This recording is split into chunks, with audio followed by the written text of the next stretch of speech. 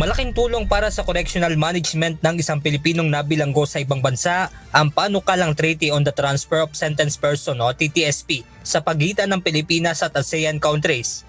Ito naging sentro ng ginawang kauna-unahang pagpupulong ng Technical Working Group ng TTSP na ginanap sa bansa kasama ang Pilipinas at 6 na ASEAN countries kung saan pinag-usapan ang pagkakaroon ng maayos na koordinasyon sa ipinatutupad na justice system sa rehiyon. Kaya naman nagpahayag ng pagsang-ayon dito si Bureau of Corrections Director General Gregorio Katapang Jr. Sa isang pahayag, sinabi ni Katapang na may malaking epekto para sa pagbabago ng isang bilanggo kung malapit ito sa kanyang mga mahal sa buhay at maging sa kinagisnan nitong kultura.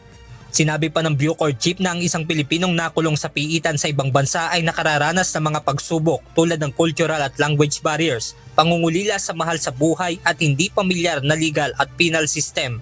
Naniniwala naman ang Department of Justice na may malaking benepisyo ito hindi lamang sa Pilipinas kundi maging sa mga karatig bansa nito.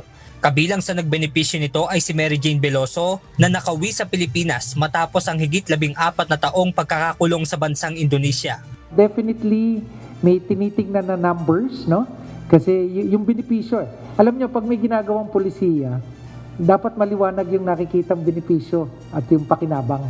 So meron yan. Benedict Samson, humahataw sa balita ngayon.